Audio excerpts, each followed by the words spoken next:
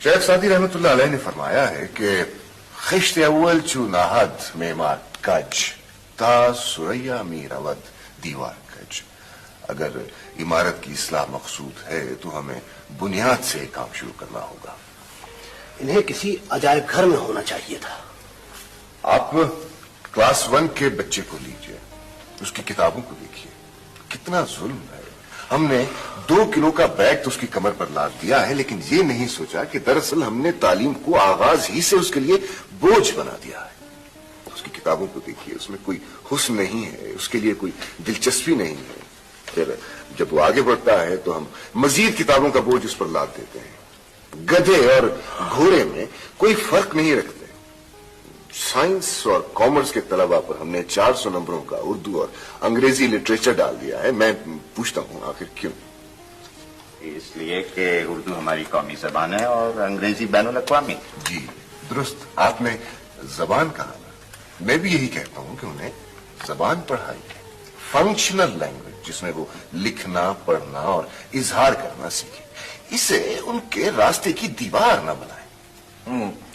तो आपका मतलब है कि ये लिटरेचर बेमानी चीज है? जी नहीं, बिल्कुल।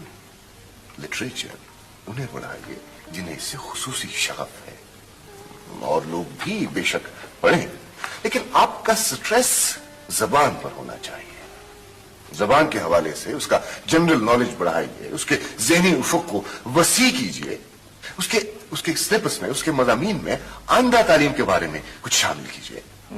तो फिर आपका मतलब तो ये हुआ कि शायद सारा एजुकेशन सिस्टम ही बदल दिया जाए?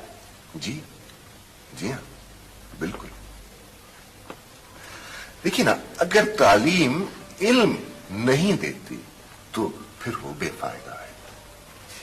मगरिब का मुआशरा इंफॉर्मेशन का, मालूमात का मुआशरा है।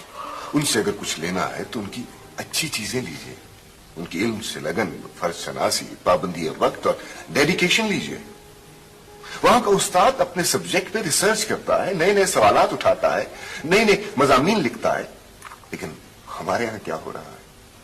20-20 सालों से हम हर आने वाली क्लास को वही तैयार शुदा नोट्स लिखवाते चले जा रहे हैं। दुनिया कहां से कहां पहुंच गई है और हम अपने सिलेबस में नई चीजें नहीं आने देते, इसलिए कि उन्हें पढ़ाने के लिए हमें खुद पढ़ना पड़ेगा। हमारे यहां अव्वल तो कभी कोई कुछ लिखता नहीं है, और अगर कभी लिखता है भी तो guides, test papers, help books, जिनसे उनको कुछ पैसे मिल सकते।